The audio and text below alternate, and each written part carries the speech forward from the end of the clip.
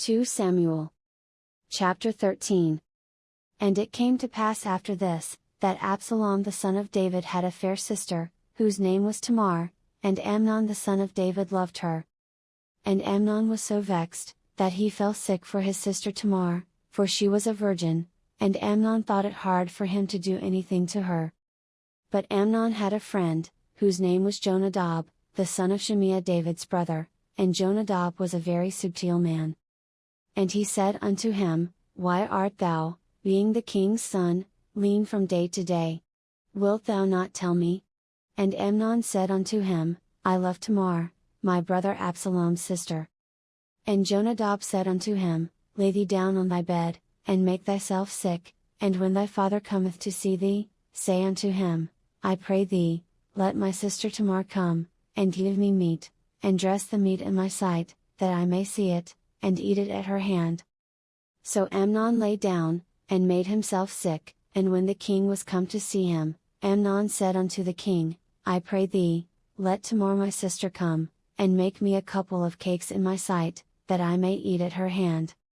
Then David sent home to Tamar, saying, Go now to thy brother Amnon's house, and dress him meat. So Tamar went to her brother Amnon's house, and he was laid down. And she took flour, and kneaded it, and made cakes in his sight, and did bake the cakes. And she took a pan, and poured them out before him, but he refused to eat. And Amnon said, Have out all men from me. And they went out every man from him.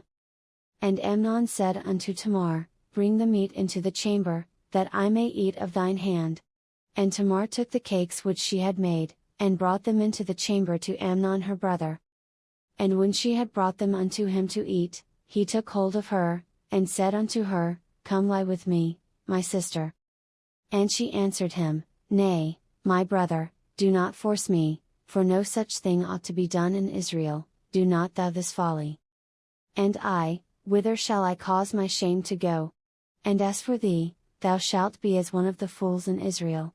Now therefore, I pray thee, speak unto the king, for he will not withhold me from thee. Howbeit he would not hearken unto her voice, but, being stronger than she, forced her, and lay with her. Then Amnon hated her exceedingly, so that the hatred wherewith he hated her was greater than the love wherewith he had loved her. And Amnon said unto her, Arise, be gone. And she said unto him, There is no cause, this evil in sending me away is greater than the other that thou didst unto me. But he would not hearken unto her.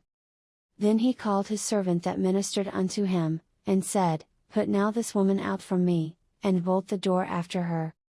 And she had a garment of divers colors upon her, for with such robes were the king's daughters that were virgins apparelled. Then his servant brought her out, and bolted the door after her. And Tamar put ashes on her head, and rent her garment of divers colors that was on her, and laid her hand on her head, and went on crying. And Absalom her brother said unto her, Hath Amnon thy brother been with thee? But hold now thy peace, my sister, he is thy brother, regard not this thing. So Tamar remained desolate in her brother Absalom's house. But when King David heard of all these things, he was very wroth. And Absalom spake unto his brother Amnon neither good nor bad, for Absalom hated Amnon, because he had forced his sister Tamar. And it came to pass after 2 full years, that Absalom had sheepshearers in Baal-hazor, which is beside Ephraim, and Absalom invited all the king's sons. And Absalom came to the king, and said, Behold now, thy servant hath sheepshearers, let the king, I beseech thee, and his servants go with thy servant. And the king said to Absalom, Nay, my son, let us not all now go, lest we be chargeable unto thee. And he pressed him, howbeit he would not go, but blessed him. Then said Absalom, If not, I pray thee, let my brother Amnon go with us. And the king said unto him, Why should he go with thee? But Absalom pressed him, that he let Amnon and all the king's sons go with him. Now Absalom had commanded his servants, saying, Mark ye now when Amnon's heart is merry with wine, and when I say unto you, Smite Amnon, then kill him, fear not, have not I commanded you? Be courageous, and be valiant. And the servants of Absalom did unto Amnon as Absalom had commanded. Then all the king's sons arose, and every man gat him up upon his mule, and fled. And it came to pass, while they were in the way, that tidings came to David, saying, Absalom hath slain all the king's sons, and there is not one of them left.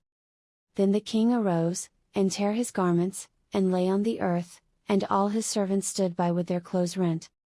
And Jonadab, the son of Shimea David's brother, answered and said, Let not my lord suppose that they have slain all the young men the king's sons, for Amnon only is dead, for by the appointment of Absalom this hath been determined from the day that he forced his sister Tamar. Now therefore let not my lord the king take the thing to his heart, to think that all the king's sons are dead, for Amnon only is dead. But Absalom fled. And the young man that kept the watch lifted up his eyes, and looked, and, behold, there came much people by the way of the hillside behind him. And Jonadab said unto the king, Behold, the king's sons come, as thy servant said, so it is. And it came to pass, as soon as he had made an end of speaking, that, behold, the king's sons came, and lifted up their voice and wept, and the king also and all his servants wept very sore. But Absalom fled, and went to Talmai, the son of Ammihud, king of Geshur. And David mourned for his son every day. So Absalom fled, and went to Geshur, and was there 3 years. And the soul of King David longed to go forth unto Absalom, for he was comforted concerning Amnon, seeing he was dead.